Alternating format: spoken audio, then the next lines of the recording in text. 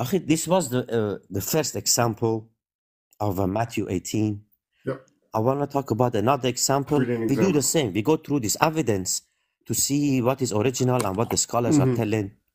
This is from Gospel of Luke, chapter 9, verse 55 and 56. This is from the King James Version.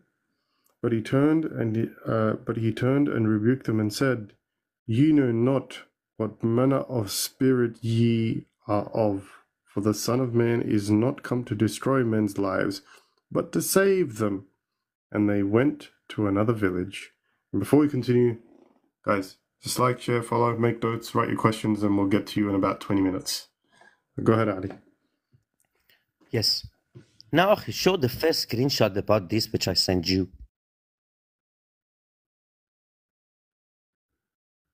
Was it? No, next one. Yes, this one. This one. You see? Nestle Alan 28. You see verse 55, Akhi? 52, Yes. 53, 54. 55. 55. You see at the end of the 55, 56. there is a sign. You see that? You see the T? Yes. Yep. Okay, let's read what they are saying in appendix. You see, they are lumping 56 and 55 together. Hey, this is exactly what, by the way, Scott and Hort does. You get the verse in it, but the text which they are given is divided in two parts to give you 55. Yet, we're going to compare the text. Let's see if they are the same or not. By the way, this Nestle Alan, Akhi, it has a book, a guide, how to read this book. And that guide is 100 pages. It's telling you all of the signs. What does the sign mean? What does this parenthesis mean? What does the other sign mean? What does the dot above it, under it? You see, go to the next one. It will become more clear, Akhi. I know this is difficult to read. Yes. These two also are lumping this 55 and 56. And they are telling you A, you see? They are giving you a manuscript which has this written and other one which doesn't. And you see Codex D, and they're giving you Church Fathers, Epiphanius, and Chrysostomos. Okay? Go to the next one, inshallah. Yes, Akhi. Now it becomes more clear. See 55 on the left. But he turned and rebuked them and said, Ye know not what manner of spirit ye are of. Exactly what we read in King James, and it is in Codex D, Isai, you see? And it goes to come. So on the left, we have this text. Yet, the earliest text, which is P45, P75, Akhi, and Codex, let me see, Sinaiticus, Alexandrianus, Ephraimi, and we get to all of that. What does it say? Jesus only rebuked them. So think about it. And we get to that why the addition, by the way. They think, oh, it doesn't mean nothing. Let's see if it does mean something or not. But we see here, they are putting words in the mouth of the beloved Christ. The earliest versions did not have it, as you see. Yet, the later ones, they have all of these extra words in it. It is the same with verse 56. SubhanAllah. Because I used to use different examples when Jesus Christ was speaking, but they're whole passages. But this is even, no disrespect to Christians, but this is even sneakier when the gospel writers themselves are adding words into the words that may or may not have already existed, and then putting words in there. That's even more cunning. Akhil, read 56 if you like on the left. Sure. For the Son of Man is not to destroy men's lives, but to save them. And they went to another village. You see, Akhi, does it sound similar to the other one of Matthew 18, which also was a forgery? Yes.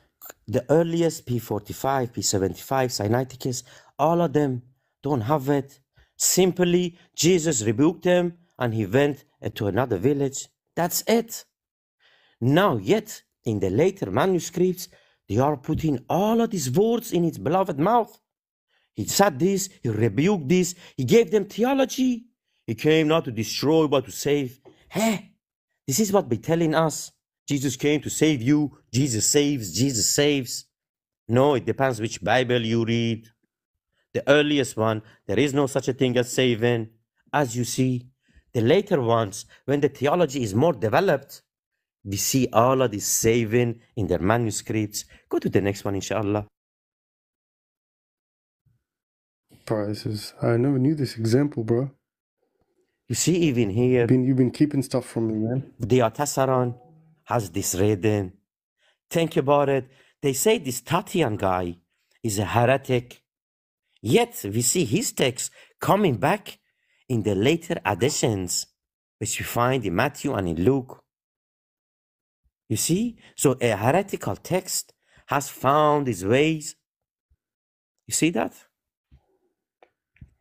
Tatian's Diatessaron, yeah. Exactly. Go to the next one, inshallah. You see, Akhi, this is Vescat and Hort. This is what's Yes. what? This is what NIV is based on. You see, they give you these verses 55, 56. Okay, look at 55 are 3 words. You see? Yeah. Yet, what you read, the One. whole speech was coming out his mouth, right? Yet here, all of this is absent. Okay, we get to what the scholars are telling. Go to the next one, inshallah. You mean 56 was only 3 words? Also, you see, they have put words in 55 and after 56. So between 55 and 56, Yes. and between 56 and 57. Yeah, right there. Okay. Let's have a look. You see the earliest variant there, and they go to different variants, the manuscripts, and they tell you, Akhi, could you maybe read it, inshallah? This part? Yes. Okay.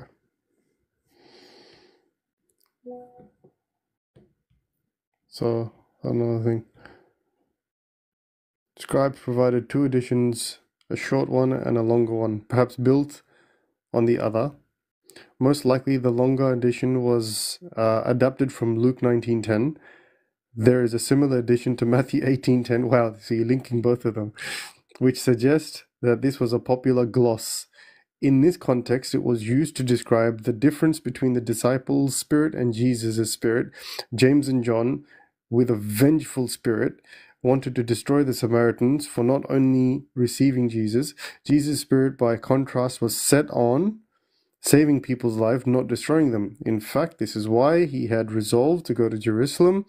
Luke 19:51 to 53, 9:51 to 53, and that is why the Samaritans did not receive him, for they perceived that he was a man with a mission. Thus, the additional words, though not written by Luke, are compatible with the text and the Lukean theology. So it's dogmatic. It's not actual scripture. All the modern versions follow the best authorities, and all of them include the variant readings in the margins. Unfortunately, the marginal notes do not specify that the manuscripts which support the variants are all late manuscripts, or that the reading of the text is supported by all the earliest and most reliable manuscripts. KJV and NKJV, following the Textus Receptus, displayed the expanded text, as does the NASB, even though it is bracketed. So you see, Allah, I was talking about the Christian, about Matthew 18:11. He says, it doesn't matter. I told him, why? It is talking about the saving of Jesus. This is your salvation. What do you mean it doesn't matter? He says, because I can't find the same theology elsewhere. So even if in Matthew it is an addition, yet I have the same theology from another book of the Bible. I told him where. Wallahi, he was referring to this. Luke 9:55 and 56. So think about it. To justify a forgery, they are referring to another forgery. Yet, they be telling us, this is my theology, Jesus saves you. Okay, go to the next one. There are three other one. If you let's show the primary evidence now. Inshallah. Let's show the primary evidence. It's a big party. Sorry, I'm just laughing. Oh, this is bad.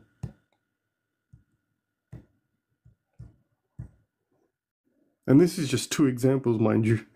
Yes. This is P75? Yes. You see, this is P75 of the same Luke. It has many lacunas, but you see when 56 is and 57 is the next line, the same which Westcott and Hort was given. You remember we saw that? So the whole speech of Jesus about destroying and all of them spirits are absent. Yep. As the other guy, Philip Comfort, before this said, these are not written by Luke.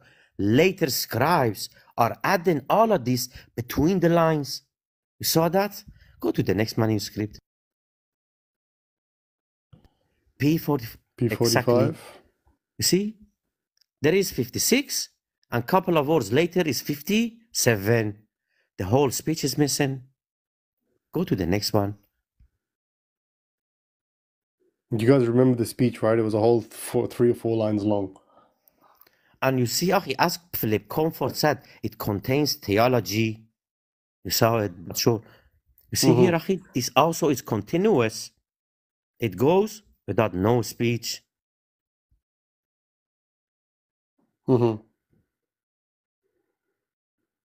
Codex Aleph.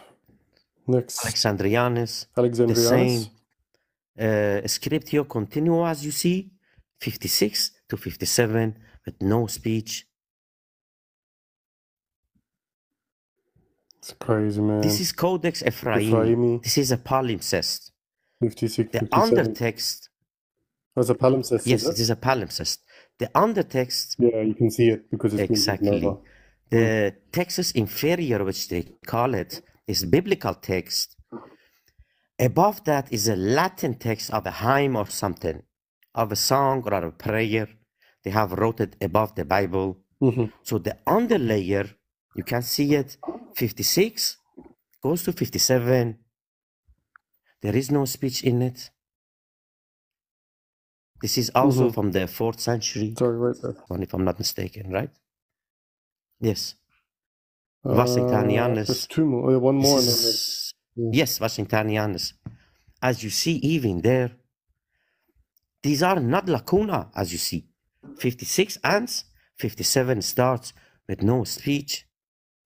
So, as we saw in 2 examples about the words of the beloved Christ and about salvation, what did he come to do? Why did God have to become a curse in your behalf? Why did he have to do that? All of them, as you see, is based on forgery. What does the Quran say? They are misguided based on their forgeries. Okay, this was the last one, if I'm not mistaken. There's the NET commentary on that. Oh yeah, let's go through that one too. Yeah. The last one. Inshallah, read this one. Yeah. Many MSS, which is obviously the Bezai and all of the other ones that you mentioned, have at the end of the verse with slight variations, and he said, "You do not know what sort of spirit you are of, for the Son of Man did not come to destroy people's life, but to save them." This variant is clearly secondary, as it gives some content to the rebuke. Further, it is difficult to explain how such rich material would have been omitted by the rest of the witnesses, including the earliest and best manuscripts. Luke 9:56. Yeah, that's wild, man. And this is just 2 examples. This is 2 examples about the same theology that God came to save, which was lost. Yeah. All of a sudden incarnation, all of a sudden original sin, all of a sudden resurrection, which is paying for your sins. All of that. As you saw, even New English Translation says these are rich verses, yet is absent in all the earliest manuscripts and in most of the eclectic text. As you saw, the Scott and Hort, NA20 Ellen, UBS, none of them has it. That was very thorough. very, very thorough. 2 examples, every manuscript you can think of, some of the earliest ones, and a theological implication